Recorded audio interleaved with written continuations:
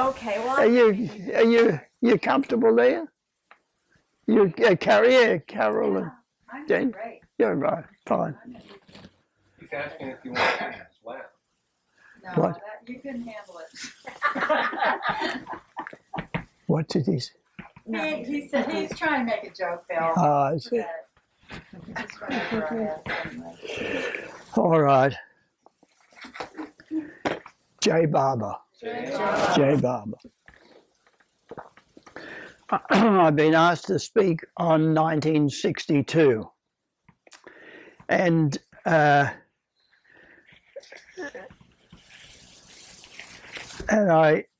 will, if you don't mind, read what I wrote then about.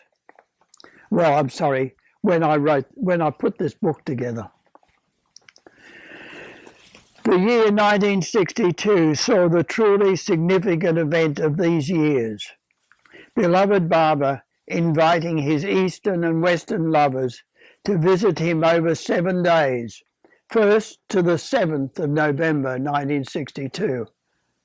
Oh, Corinne, didn't see you come in. That was restricted, that was shortened to from the 1st to the 4th, but that was later. At the time, the original invitation was that. This invitation was given in March, and so there was plenty of time for eager anticipation, despair during the shortage of finances, joy when this was solved, much correspondence and many cables, and the seemingly more than usual drama of moving a changing, sizable group of men, women and children from Australia to India within a strict timetable. This was the task that Barber had given me. At first it appeared certain that the family and I could not go because of lack of funds. This was also so with another couple and their child. Then a message from Barber stated that both families had to come, and very fortunately, two dear Barber lovers, in my case, loaned me the money, interest-free, which I repaid when we came back over the years, and the other family was given a gift of the money. Barber also expressed the wish that all should return by the first available ship, but we were informed by the shipping company that this was impossible because the ship was absolutely full. So, goaded by frequent messages from Barber to do my utmost to effect his injunctions, I hounded and haunted the shipping office with almost daily visits, constantly asking for cables to be sent yet again to the head office in London, asking for the 23 berths. I'd go in the lunch hour. As it happened, I had to also work. And so every lunch hour, I'm sure the clerk would see me coming, the reception clerk, and he'd groan, "Oh God, here he is again." And at the 11th hour, isn't Barber marvelous? It's always, Barber loves the drama. He never makes anything simple. And it's finally dawned on me. I have a similar case at the moment over a trust matter, and it's so obvious that Barber is teaching a lesson. It takes time. It exercise patience. Our natural tendency, the mind is, "Oh, I want it now." I mean, hey, yeah, that's a good idea. Let's do it. And I'm sure I did tell the story perhaps on Monday, but let me tell this again. I found it so delightful. This this Baba lover from Lahore, that means Pakistan, meant that he was unable to visit Baba in India for a few years. And by the time he was able to get to India, he had a store of mental problems, all sorts of pressing problems that he wanted to unload on Baba. And so he eventually came, and of course he came into Baba's presence eager to have time with Baba. And Baba said, sit there for 5 minutes and then depart. He was staggered. And so, but in obedience to Baba, he sat for the 5 minutes and left, his mind in a turmoil. And then after he'd left, Baba sent him a message saying, come again tomorrow. So the next day he comes, and again, I mean, he's even more prepared. And Baba says, sit for 5 minutes and then depart, but you can come tomorrow. So in obedience, he sits. And of course, by this time, he's without sleep. All he can think about is the eyes were, this is how it was described. His eyes were red from lack of sleep. He was on his last legs, as it were, mentally, with all these pressing problems. And he comes, and Baba says, sit for 5 minutes. And he sat, and all of a sudden, everything disappeared. The whole lot, it was as though a wave had gone over his mind and washed it completely clear. And immediately it did, all the anxiety, all the stress and strain, physical, disappeared. And he said to Baba, oh Baba, what a butcher you are to carry out the slaughter so slowly. and yeah, I mean, it's just so interesting. And Baba said, the slow slaughter means that you reach the goal. A quick slaughter, you'll find you're just where you are again. Isn't that interesting? Yeah, I'm going to remember that next time I've got another problem. And of course, the key to it is patiently awaiting his will, because it's there. Whatever is meant to be will be. And again and again, we just have to relax on it and naturally remember him. Whatever else is going on, just keep turning to him and awaiting when he happens to solve those problems that are there in the back of the mind. My little trick with it is to naturally the mind thinks of it, thinks of particularly the immediate pressing problem. And my trick is, as soon as I start to think, I think, okay, I sort of trick it. I'll think about that later. Let me think of Baba. Or put one's mind into something else. Yeah, anyway. So, in this case, again at the 11th hour, the seeming impossible happened, and all gained bookings as wished by Baba. When informed, he sent me a cable, victory indeed, Baba very happy with his dear worker.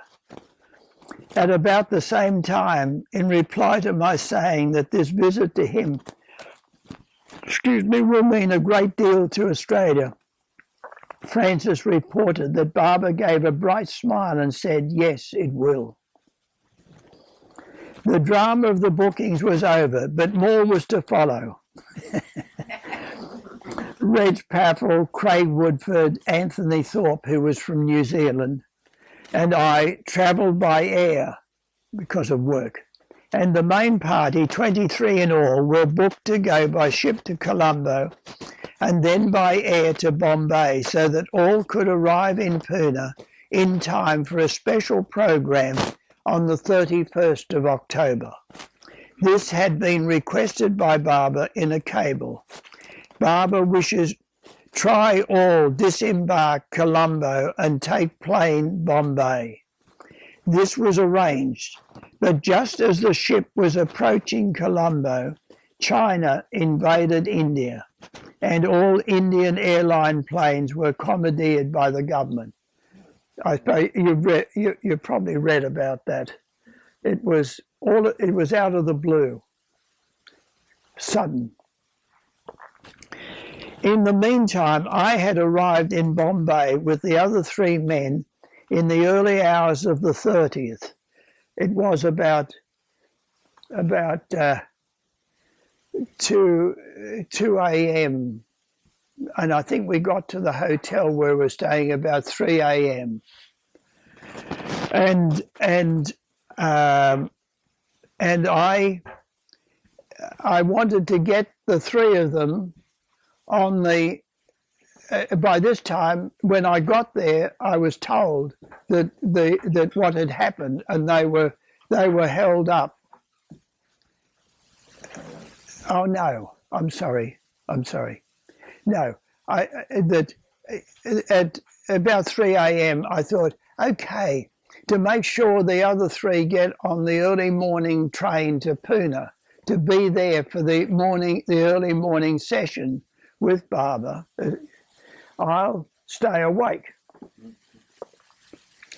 So I stayed awake and got them onto the train, and then I heard this was the 31st when they was due to arrive, and I was then going to escort them up to Pune, and then discovered that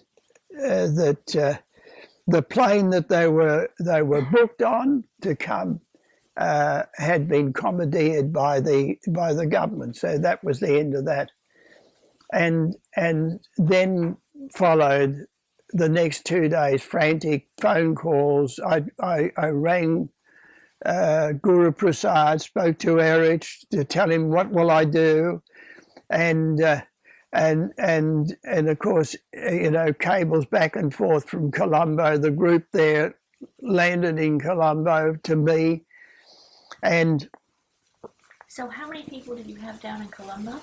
23. Okay, and the rest were in. There were 4, including myself, by air, and 3 had gone now on the morning of the 31st. Okay, as Barbara said, which the others would have if the plane had come in on the 31st. So those 3 did get on the plane?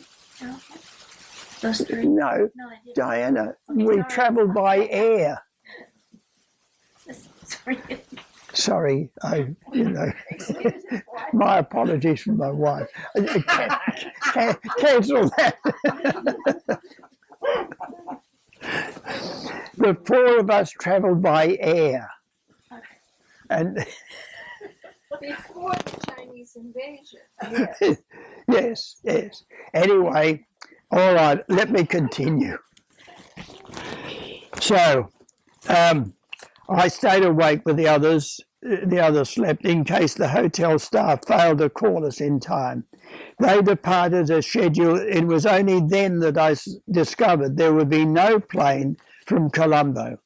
It was a tense day with no news of the group from Colombo, I'd forgotten that, and no way of my knowing where to contact them. In addition to all this, it was a public holiday, which made it that much more difficult. It seemed that I spent the day wandering around Bombay trying to get news.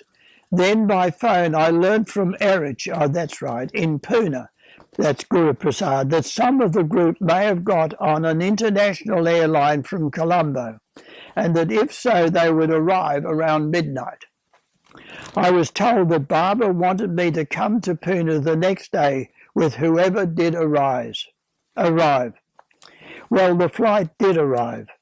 BOAC, I think, that was in brackets. And I found 10 of the group. Robert, who could only arrange that number of bookings with great difficulty, that Robert was he was sort of my offsider there, helping me in the organisation. And he had quite correctly selected the people who hadn't met Barbara already. So at least they would have more time with great difficulty, and decided to send in this first group, the 4 who had not previously met Barbara, and among the others, one who was older and another who was ill. The remainder had to stay on the ship and arrive in Bombay in the early morning of 2nd November. I had managed to hire a minibus at the airport, and after their 2 hours in custom, I took the small group to the hotel, where we checked in around 2:30 a.m. Because of the lateness of the hour, again I stayed awake in order to be sure of getting them to Barbara via the 8 a.m. train to Pune, which we reached at lunchtime. In the afternoon, Barbara called the men to see him at 3 p.m. at Guru Prasad, and the women about 5:30. I was with each group and introduced them to Barbara.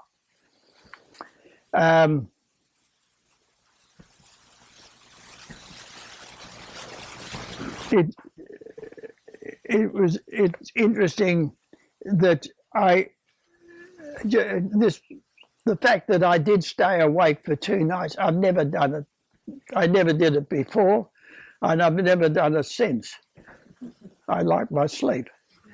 But I just mentioned again how incredible, how somehow or other Barbara makes all sorts of impossible things possible. I can't imagine myself staying awake for 2 nights, but I did, and I was actually still functioning. Yeah, and I remember sort of, it was probably when I was writing this, and I was reflecting, a little seed of, let me say, a little seed of pride sort of entered my mind. Hey, isn't that amazing? That I did, and then. It was as though Barbara, naturally said, "Oh yes, really," and it came to my mind the incredible stories of the length of time that other ones, the Mundley, the close Mundley, but others had spent so long awake with Barbara. What was it? Over 14 days, there was one occasion where Bridle estimated that they had slept only 2 hours a night over the 14 days. And anyway, at the time, I remembered a story that Erich had told me. I don't know how it came up, but he said there was a time when I was awake for more than a week. He said, I can't remember actually the length of time, but I know that it was longer than a week that I was totally awake. And I was traveling, this is Erich, and he said I was traveling in a bus with Barbara. We were seated side by side in the bus traveling somewhere. And all of a sudden, the bus gave a jolt into a pothole or a bump, and all of a sudden, Erich awoke, realizing that he'd fallen asleep with his head on Barbara's shoulder. And what was even more embarrassing was that he had dribbled. How you in a deep sleep. He had dribbled and he sat up and said, Barbara, I'm so sorry, you know. And Barbara said, no, don't worry. Go back to sleep. So in obedience, Erich put his head back on Barbara's shoulder, you know, in other words, obeyed, and then said, Barbara, I'm all right. And he said that those, whatever it was, 10 minutes, whatever the length of time it was that he was actually asleep, he said, I felt as though he'd had a full night's sleep. Isn't it incredible? Yeah. And then he commented, he said, mind you, many of the time Barbara slept on my shoulder. Yeah, I remember the end of the story. But that sort of put an end to any feeling of pride about my 2 nights. I thought, yeah, I got a long way to go. Yeah. So I took the small group to the hotel where we checked in around 2:30 a.m. Because of the lateness of the hour, again I stayed awake in order to be sure. Oh, I read that. Yeah. The East-West gathering began the next day, 1st November. During the morning session for all the Westerners in the large main room inside Guru Prasad, Barbara called or spoke to various ones. It was mainly an informal time, with Barbara putting everyone, especially the new ones, increasingly at ease with him. Later that day, Barbara directed me to return to Bombay on the night train to meet the ship next morning and return to him with the remainder of the group. I slept on the train for a few hours and arrived at the dock about 5 a.m. to find the ship already berthed. I somehow got on board. I wasn't supposed to, but I did, and eventually located the group and, of course, my family among them. I learnt that customs inspection would not commence until 8 a.m. and with such a large group apart from other passengers, decided it would be impossible to get the 9 a.m. train in the morning. So we all settled down for a leisurely breakfast and resigned ourselves to another day without Barbara. I was in the middle of the meal when I suddenly felt as though I had received such a kick in the backside from Barbara that I jumped up and immediately leapt into action. That happened, that jolt, as though Barbara said, what are you doing? Get into it. Yeah, it has happened at other times, but this was a particularly strong one. I think he was annoyed that we were just having a leisurely breakfast. And with considerable bluff, cajoling, flattery and impatience, I got the group through the customs. You know, in other words, I got everyone down with their luggage so that on the dot of 8, we were the first to go through. And then we got into taxis to go to the railway station, although we nearly lost one which headed for Victoria Docks instead of Victoria Terminal, Victoria Railway Station. Anyway, we made the train with the men of the group throwing the luggage on board as it began to move out. I can remember it, you know. Isn't it funny? I mean, how the scene sort of comes back to me. Getting on the platform, and the women got in, and we had the luggage, of course, on a trolley. Or was it?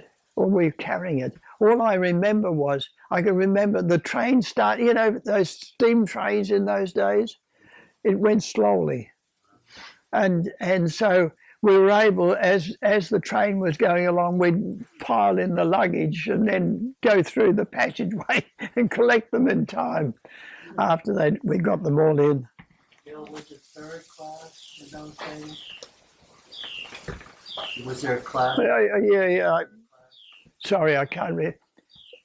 I don't remember. I think we just went in and whatever carriage it was available.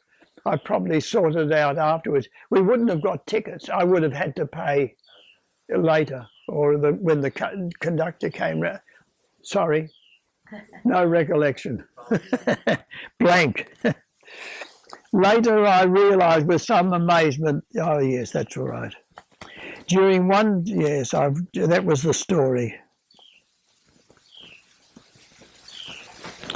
So we eventually arrived at our home, the enfolding, sheltering embrace of his love.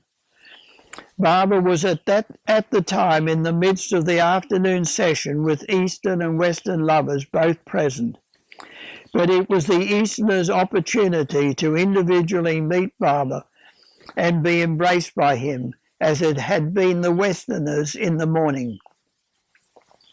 However, on our arrival, the file of Easterners slowly wending their way to his feet was momentarily halted, and joyfully, one by one, we all greeted our beloved and were enveloped by him.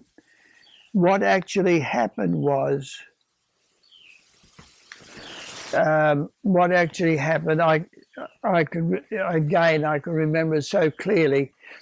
We came, the dais was here, and the crowd was there at Guru Prasad. About 5,000 Westerners and Easterners, and we came on the left onto the platform. Barbara was seated here, and on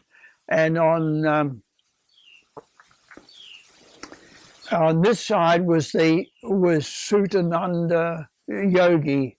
He devoted to Baba, had his own following, and he went round India telling people about Baba. He was seated on Baba's right, and the ex-queen of Baroda, Shanta Devi, was on the left. And I was, of course, the last on the group of, there were 10 of us, I think 11 including me, including my own family. And I can remember I was at the last, and I can remember how happy I was watching Baba greet my family and greet the others, but I must admit my own family, and how Baba, caressed the children and gestured how they'd grown since he'd seen them last, and I, inwardly I was chortling. I was happy. So I'm the last, and I come up to Baba thinking, well, I'll get an embrace from Baba, and Baba's sitting in his chair like this with the two of them alongside, and Rich wasn't there. no, Erich was not there. There was no one there, as it happened at that point. And I come to Baba. I'm there, standing before him, ready, and Baba gestured like this. So I thought, oh, okay, he wants me to go to his feet. I'm only too happy. So I went down, put my head there on his feet, and just in case he didn't think I was sincere about it, I went full length. I did it full length, and I'm there, and nothing's happening. There's silence, and I don't know. Don't ask me how long it was. I mean, all I'm aware of is that nothing was being said. There was no noise, nothing. So I thought, I better get up. So I got up and looked at Baba, and again he went like this. And now, why? How did I know? I don't know. I immediately I turned to the yogi and to the Shanta Devi, the ex-queen. Yes, we're from Australia, from down under. Oh, Yeah. I mean, how did I? It's not something that it's not. I wasn't in the habit of saying that. Yeah, just a little example of somehow or other. I don't know. Don't ask me how it's done, but Baba sort of puts it into your head, and it comes out. Yeah. And they spoke English. And both of them spoke English, as it happened. But with the way Barbara beamed, and of course, you know, at the end of it, I just moved on. I didn't get my embrace, but I got to his feet. Yeah. Again, for me, the dominant impression of beloved Barbara was subtly different during this gathering. I'd already said about. In 1956, he was a loving companion. In 1958, a stern yet loving master. And now in 1962, a loving father. That's how I sort of summarized it, in a sense. During those days, Barbara virtually sat the whole time in a chair like a full, bright sun, beaming warmth and sustenance upon his large family. We had little personal contact with him, yet he seemed never absent from us. I'm sure his eyes touched each and every one from time to time, as they did me, giving each the assurance of an eternal bond with him. He did give some attention to Dennis Bryan and myself the first morning when he handed us the manuscript of the Everything and Nothing with his wish that it be published in Australia. It was not in the afternoon session, it was in the morning session with just the Westerners. And I can remember that Barbara was sitting there. We were all seated in the hall, not the big pandal that was out at the back of the house of Guru Prasad, and Barbara called the two of us to him. Dennis O'Brien was a doctor in Melbourne. He was the first person that I met. Actually, he and his wife, I was taken to meet them in 1947. It was through meeting them that eventually I did attend a meeting and I was given the discourses. That was in 1947. But he naturally had some money and I had none. And so Barbara had been so arranged that Dennis was happy to pay for the publication of the Everything and Nothing, you know, the booklet of small discourses, messages, and I was to publish them in Sydney, which I did. It was the beginning of a whole new burst of energy, of activity in my efforts to spread Barbara's name and message in Australia. When we were not with Barbara, most of my time was definitely spent organising medical help for one or another of the Australian group, including the family. The main doctor I had contact with was William Donkin. And I remember to this day the impossibility of following his remedies for the three children, all sick at the same time. He gave Joan and myself 4 different medicines with varying vague times for them to be taken. It's a fact. I'm not exaggerating. It was quite incredible. I've never had a doctor like it. And so that in the end, both he and we knew the task was impossible. And he cheerfully walked out saying in clipped English tones, "Of course, I don't believe in any of this medicine." Knowing his intense love for Barbara and dedication to his service, it was obviously his way of saying that the children would soon be well anyway, and they were. The 3 of them got better. One delightful and impressive after-hours occasion was when the sizable family of Bombay Parsi lovers invited the Westerners to informal afternoon snacks. It was my first experience of how Parsis can all talk at the same time at full volume and yet apparently be able to understand and really communicate with each other. I fell in love with their lively, outgoing, expressive love for Baba, and I treasure my time I'm able to spend with Bombay and Pune Parsi and Irani Baba lovers. One other little occasion that I might mention was that, of course, as I've indicated, as I've said, a lot of the Australian group, the 10 that were late, they missed a full day with Baba, a day and a half actually. The afternoon of the 31st when we were all introduced to Baba, and then the whole of the 1st. And it was only on the second morning that we arrived.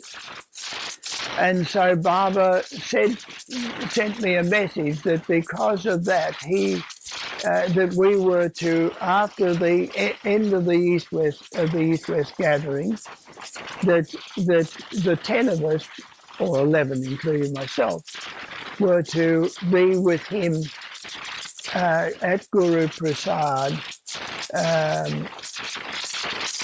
the day after we had travelled to Mehrabad and Mehrazad. That was a thing arranged. Yes, I should mention that was arranged that everyone that were able to, unless anyone had to leave before, but otherwise we were all taken at different times in buses to Mehrabad, to his future tomb, the tomb shrine where his body would lay, and to Mehrazad. And really the only thing I remember was me particularly loving Mundley Hall at Mehrazad. So maybe it was a premonition of the amount of time that I would subsequently spend there. But I do remember going in there and sitting. We all sat down for a while, and again, that is the incredible atmosphere. So he did the Easterners or the Westerners? No, it was the Westerners were the only ones that I'm aware of. Maybe the Easterners did, but we didn't. Yeah, no, well, I didn't. Yeah, exactly. No, probably it was only the Westerners. It must have been. Sorry, can't remember. But there wasn't anyone else. But we had by a matter of interest to those who know them, Irwin and Ed Luck. We had the two young ones with us, with the Australians, and also another young American, Will Files. Bill Files. Bill. He arrived, and so I made him an honorary Australian. I remember that. He was 18, like some of the Australians, and so we're still. Yeah, it's nice to think of that, and we all. But I remember Mundley Hall. Yeah. Anyway, so Baba said that we were to come and to be there at 9 a.m. at Guru Prasad. Now, I've always been very particular about about being on time. The time that was set by Baba. Couldn't have been Bill Files because he's always talked about never meeting Baba. No, he didn't. Oh, it was afterwards. Yeah. It was after. He didn't. No, I'm sorry. It was after, but he was with us. Yeah. Oh, I'm sorry. It wasn't Bill Files. It was 69. Right. Sorry. Cancel that. In his dream. In his dream. In my dream. That's. See, all right. It just shows my age. I'm getting I'm getting doddery. We almost was there. All right. Anyway, let me tell you the story because it's just an interesting one with regard to obedience. So I register the fact that we were to be there at Guru Prasad at 9 a.m. Okay. We're in a hotel, that is Joan, my wife at that time, and the 3 children and myself, a little distance from Guru Prasad. And I'm aware that time is getting on. In other words, it would take us a certain amount of time to get from that hotel to Guru Prasad, down the driveway, walk down the driveway to the palace, the small palace, and be there. And and I'm getting impatient. It was the time was 9 a.m. and I'm getting impatient, and I'm sort of trying to get them going. Well, any one of you who've had kids, sort of children, you know what it's like. And somehow or other, it just wasn't happening. And so I said, look, I'm going. Barbara said 9 a.m. I've got to be there. So I went off and got there at 9 a.m. or a bit before, and was seated. And I was seated, and Barbara came in and sat down. It was a smaller room, I don't know, 20 by 20, I would estimate, alongside the big hall of Guru Prasad. It was the, as it were, the Mandali hall of Guru Prasad while Baba was there. That was where he had the more intimate meetings with the Mandali, with his own Mandali, and with close Baba lovers that he would invite. And I'm sitting there amongst, I don't know, 30, 35, including the remainder of the Australians. They were there. And I'm sitting happily. I'm here, and Baba's just sort of at a slight angle. And all of a sudden, he turned to me and looked. And all I can tell you was that look of disapproval, of unhappiness, of displeasure was such that, and I don't normally burst into I don't normally cry. And I tell you, the tears came. I hate to confess these things, especially on film. I wish I hadn't started this story. And I literally had tears streaming down my face. That look of Baba's was such. Since that look, I can understand how those giants of close Mandali, when something happened and Baba was unhappy with them, and obviously showed his displeasure, that they burst into tears. I can understand. And then Baba gestured, "Where is the family?" And I said, "At the hotel." Yeah. And then he said, "Get them," and must have signalled Erich to make the car available, the car that was used by Baba when he was needed, and so there I was. I walked out with tears streaming down my face, and still upset even when I got into the car and having to wipe them in front of a driver. I'm adding a bit of colour on the embarrassment that I had.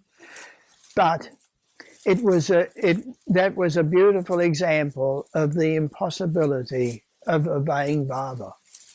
If I had waited, we would have been late. And Baba would said, I said 9 a.m., 9 a.m., and we wouldn't have been there. but it was so interesting to see that look, how far it, what a difference that look was from the look of the beam that he gave me, you know, in earlier when in greeting me, and yeah, it's again again a story that reminds me the contrast of what we saw in the Darshan and the Sahabas programs, and as it were behind the scenes. And that was on his birthday in 1967, when I was there with him at Mehrazad, and it was secluded. There was only it was a birthday held with only the women mandali. He was with them at 5 a.m. and the men mandali and myself there with them. We met in Mandalay Hall at 5 a.m. and we greeted Baba 7 times as we do now, and said the prayers. And then it wasn't until 6 a.m. that Baba appeared, and Baba, I can remember him coming into the hall with a shawl round. It was a cold morning, 6 a.m. It was cold. Not that cold, but cold enough, and Baba had a shawl round. It's okay. And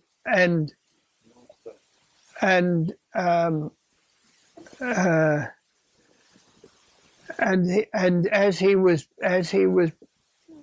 supported, you know, he would have his hand on Erich's arm, walking to his chair.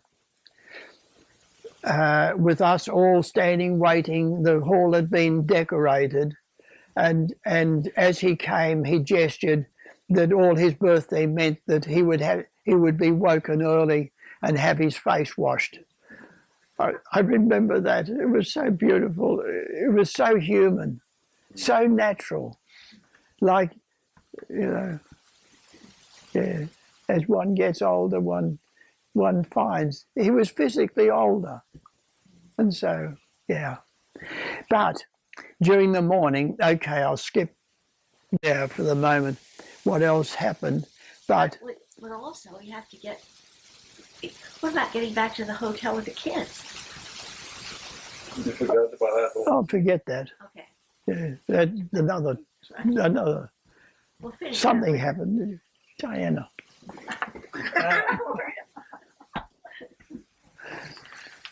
You've got to cut out a lot of this film. And and in the morning, we were there in Mundley Hall with Baba, and Baba was listening to the numerous letters and telegrams, the cables and messages that were sent from all over the world, in the Eastern and Western, for his birthday. And in the midst of it, it was, I've forgotten who, Alabar may have been, came in and said something to Baba. And it turned out that an elderly cook, she was quite an elderly woman, Indian woman, that had been a cook at Mehrazad for years, had recently, last few years, been at Mehrabad. And although Baba said to her on each birthday not to come and greet him on his birthday, she still did, and she would walk the distance from Mehrabad in the morning to Mehrazad to wish Baba happy birthday. And Baba, okay, you know, she's come again. I can remember. Now, there is Baba sitting with a neck brace on him. His skin was like parchment. I mean, it was, although when I kissed him for his birthday, on his birthday, it was like the skin of a baby. It was absolutely, there was no colour. It was, it was, what, how do you know, just completely white. And again, as there was always that air of pain that he would never allow to show to that it disturbed in any way the work that was being done. But it was there. You could sense it. And so the neck brace came off, and then I saw what Erich meant when he tells the story. It's on the tape, one of the tapes. Erich says how he would, at the end of a Sahabas, at the end of a Darshan program, at the end of gatherings, Baba, he would be with Baba afterwards, and Baba would say, "How was it?" And Erich said, "Oh, they loved you. You know, they commented how beautiful you looked, how healthy you looked, how so vital, you know, and all these words, and I saw how he was afterwards, how the contrast, how he was, the contrast to that, to how he appeared to those who had come to be with him for a day or a few hours, and how Erich said after a number of occasions, finally he couldn't contain any longer, and he said, "Baba, but in reality, we know how you are. We see what your condition is." And Baba says, "Yes, that is your lot.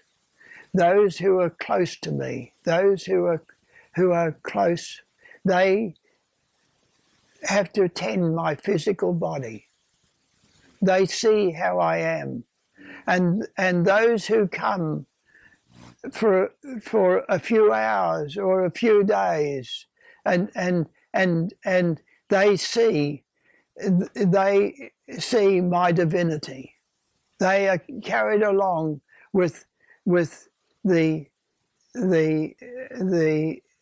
image that I have for them. But the time will come when, after I've dropped my body, those who had not seen me, who had not seen me, would long for my physical return, and you who had been with me, looking after my physical body, would see my divinity reflected in their eyes. Yeah. Anyway, and so that was that I did see on that occasion what Baba did. The neck brace went off. The structure of the face, it just seemed to change, and it was almost as though there was actually even a little colour in his cheeks.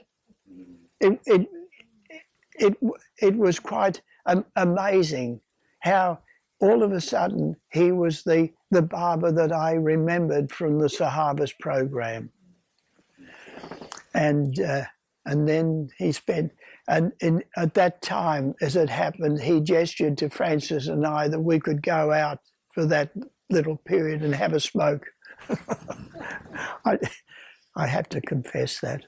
I mean, that just suddenly came to me. I remembered now that we and then she departed, and we came back in, and the neck brace went on, and Baba went back to that state that I was particularly conscious of for those 14 days that I was with him. Yeah. Oh, 5 minutes ago. Getting back to the hotel, you know, During the Oh yes, I got back, I went in the car to the hotel and I ran up the stairs to the second floor where we were, the room we were in. And I said, Barbara sent the car for you. Oh, they were immediately ready. 2 ups. They ran down I remember this excitement of the 3 of them. Wacko, a car, Barbara's car. Yeah. And that was that. I took them there and we all settled down for the remainder of the session. I was still occupied thinking of that, of the earlier part of it. Yeah. And then you still had a day or so. The next day you had to say goodbye. Oh yes, and then we said goodbye to Barbara. We went to we went with the ones that did remain around. Of course, the local Barbara lovers and Bombay Barbara lovers. We returned to the tree where Barbara John used to sit. And Barbara, that was the tree that Barbara would sit under before departing, being driven back to Marizad. And so we were there to see him, the farewell, him go off in the car. At the time, of course, I was occupied again with the group, but also with the family, and I was aware that I had a whole new task in front of me, and that was the publication of the Everything and Nothing. I was so happy. It was a wonderful time for me because it gave me up to that time and beyond it. I was not a talker. I was not accustomed. I was brought up in what you might call, if Anne will forgive me, an English fashion. And we didn't, it's Anne, isn't it, there at the back?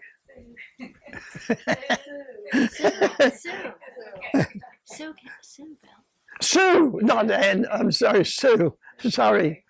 Sue. I was brought up in a loving family, but we never discussed. We weren't accustomed to discussing our thoughts and feelings. My parents met Barbara, but to my regret now, we never talked. Well, how was it for you? Yeah. What did you? And I remembered my father going on his knees to Barbara. So, and yet. Now you learn to talk now.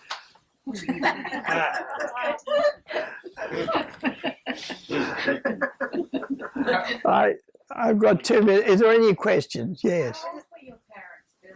How old? Were your parents when they met Barbara? Oh, that's a good point. 56. Dad he was about 10 years, about 65, and my mother younger. A bit young, sorry about that. Yeah, they at first, of course, they were devoted to Jesus, and they remained devoted to Jesus. I'm not saying they didn't, but at the same time, at first, there was disbelief. Oh, come on, For the first time, there was actually a little dissension in the family. Here I was saying that Jesus had returned. He was back on earth, and they,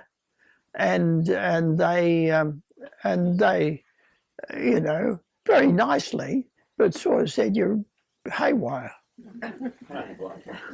You need whatever." Just in mentioning that Baba would sit at the tree that Baba John sat under, and to kind of visualize that, because now they've got it covered in silver or something. It's not there. Oh, I see. Yeah. How big a tree was that? It was huge, very large. Was that the one by the river? Yes, it's in the film. You'll see the film and you'll see Barbara seated on a It's chair. all silver. It's the one by the river. Oh, okay. Yeah. Why? What do you mean? Oh, I'm sorry. No, not the Yeah, tree. that's right. Not where his tomb is. His shrine is. Oh, her shrine, I should say. No, it's by the river. The Sorry. tree is still there, isn't Yeah, it? the tree is still there. Yeah, I haven't seen it for years, so I wouldn't know, but I assume it is. Now it's all closed up now. You have to have. They're almost impossible to come into front garden now anymore. Ah, Wow. yeah. They've done it. So they can make money from everything they can do. When did that happen? Yeah. That happened a couple of years ago. Oh, okay. Last time I was there, it was about 4 years ago. All right. Any other questions? All right, Jay Barber. Jay